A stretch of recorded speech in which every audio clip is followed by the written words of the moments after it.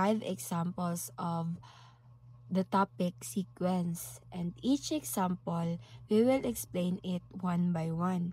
So first example is the problem asks to determine if the sequence a sub n is equals to 3 plus 5n squared over n plus n squared converges or diverges, and if it converges, we will find the limit. So solution, first is we will find the limit as n approaches to infinity. So limit as n approaches to infinity, a sub n. Limit n approaches to infinity, the value of our a sub n, which is 3 plus 5n squared over n plus n squared. Substitute the value of our a sub n.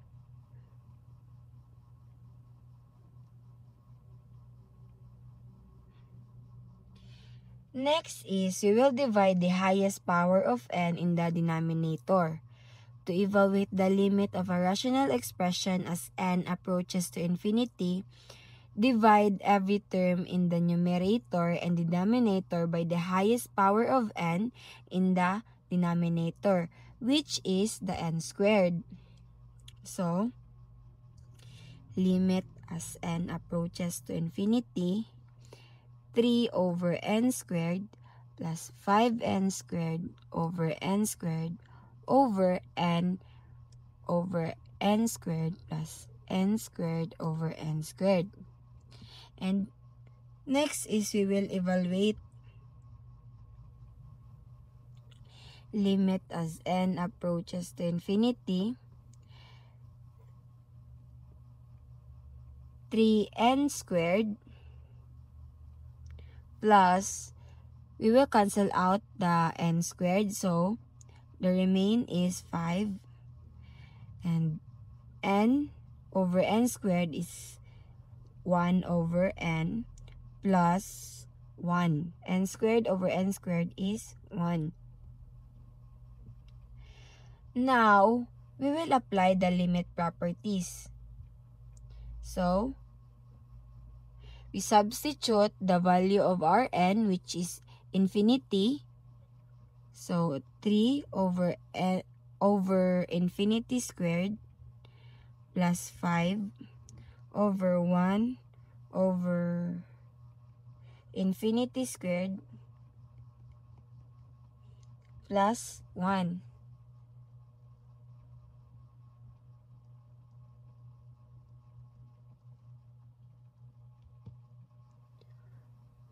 Three over infinity squared plus 5 over 1 over infinity plus 1.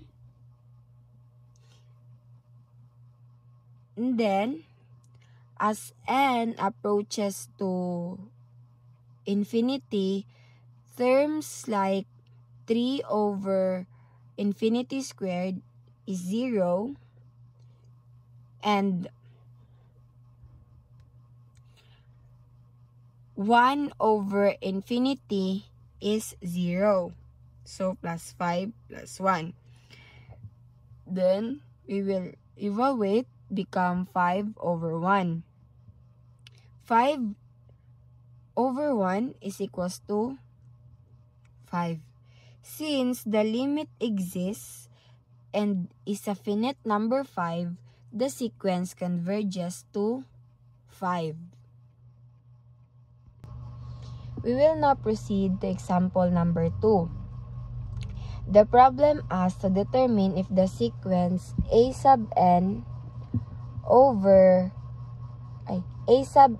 cosine is equals to cosine 1 over n converges or diverges. And if it converges, we will find the limit. So first is we will find the limit as n approaches to infinity. Limit as n approaches to infinity, a sub n. we will just substitute the value of our a sub n, which is the cosine 1 over n, and evaluate the argument of the next is we will evaluate the argument of cosine function as n approaches to infinity. So cosine 1 over infinity. So 1 over infinity as approaches to infinity is equals to 0. So cosine 0 is equals to 1. So since the limit exists and is a finite number 1, the sequence converges to 1. We will now proceed to our example number 3. The problem asks to determine if the sequence a sub n 3 is equals to 3n squared plus sine 5n over n squared converges or diverges. So, and if converges, we will find the limit using the limit theorem. So, solution is, we will first simplify the expression. So, we will separate the fraction into two terms. A sub n is equals to 3n squared over n squared plus sine 5n over n squared. And evaluate, we will now have 3 plus sine over 5n over n squared. Now, since we have now our a sub n, we will find the limit as n approaches to infinity. So, limit as n approaches to infinity, a sub n, will now substitute the value of our a sub n, which is 3 plus sine 5n over 3n. So,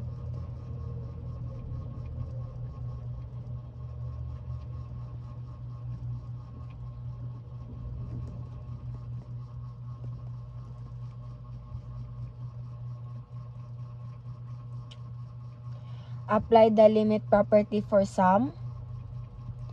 So we will now have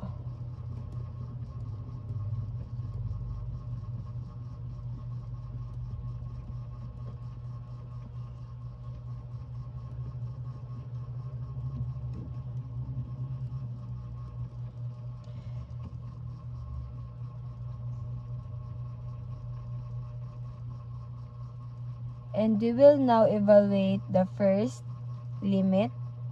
So limit as n approaches to infinity, 3 is 3 plus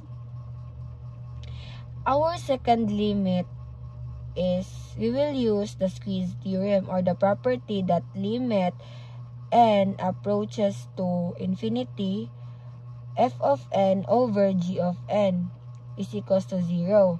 So if absolute value of f of n is bounded and limit of n approaches to infinity, absolute value of g sub n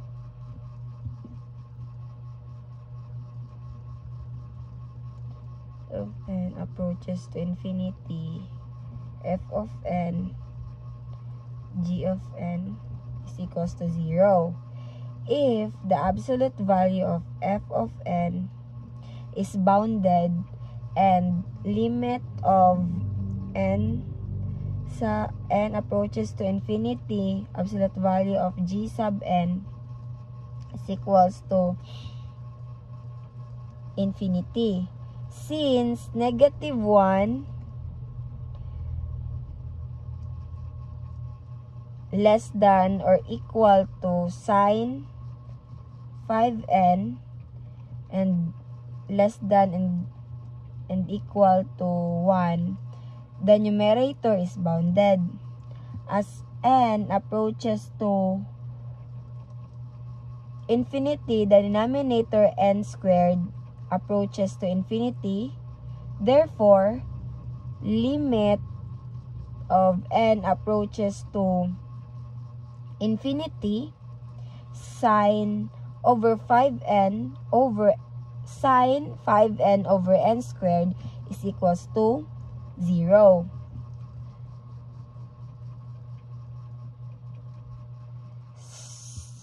And 3 plus 0 is equals to 3. Since the limit exists and is a finite number 3, the sequence converges to 3. So next is example 4. The problem asks to show that a sequence a sub n is equals to 4n cubed over 2n squared plus 2 sine pi over n is convergent and find its limit. So, first is we will find the limit as n approaches to infinity. Limit as n approaches to infinity over a sub n. We will substitute the value of our a sub n. Limit of n approaches to infinity 4n cubed over 2n squared plus 2 sine pi over n.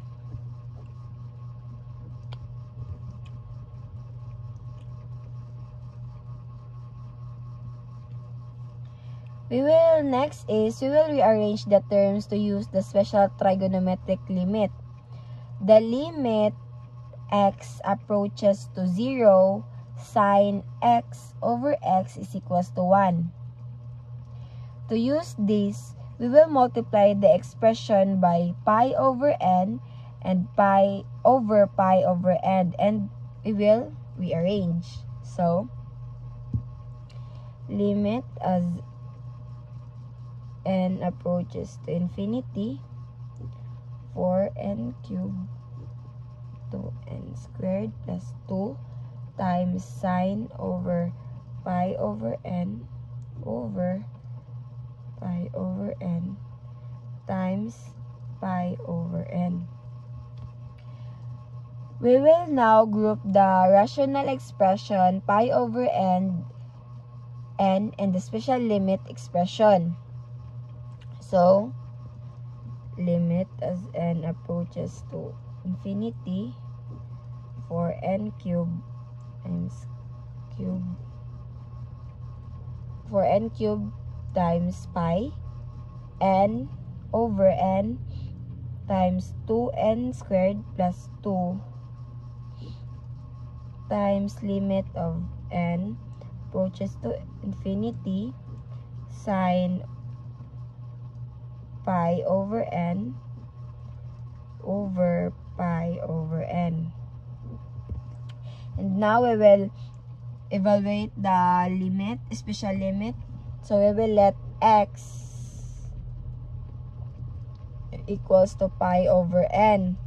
As approaches to n, as n approaches to infinity and x approaches to 0. So,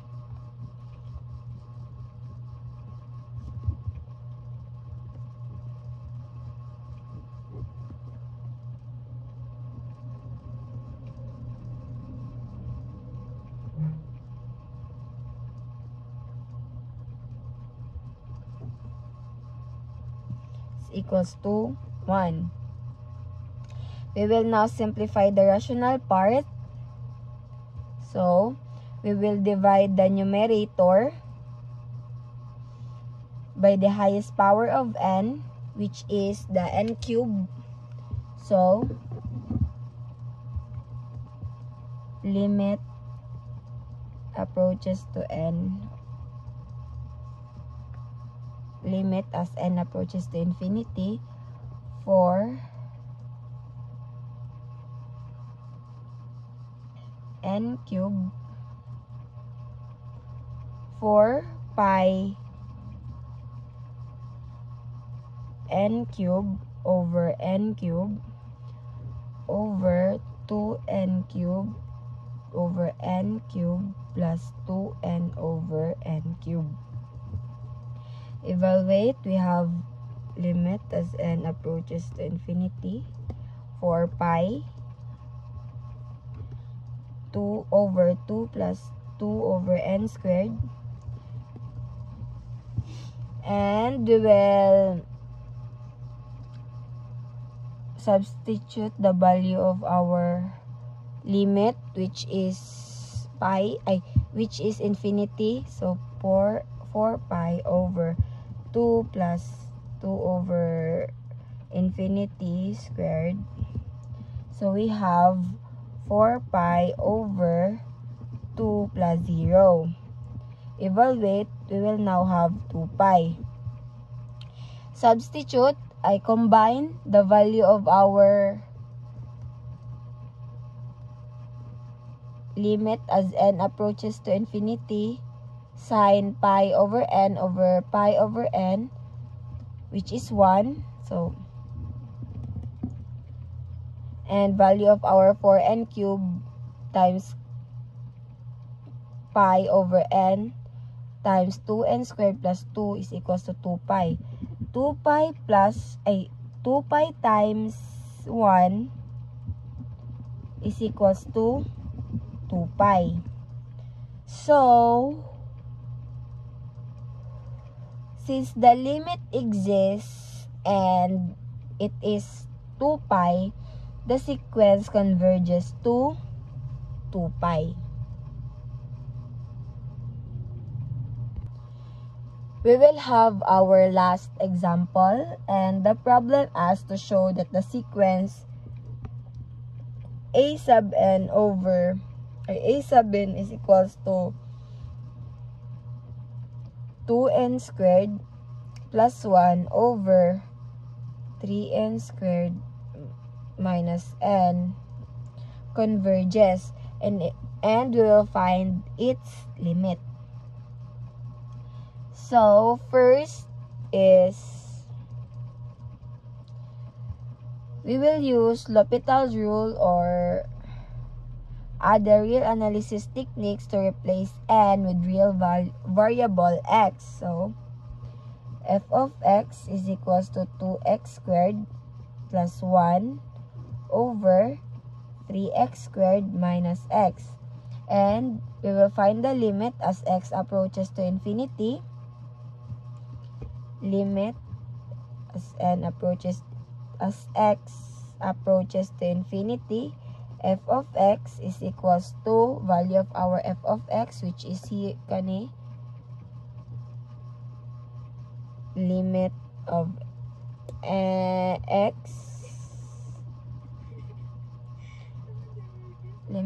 x approaches to infinity, 2x squared plus 1 3x squared minus x.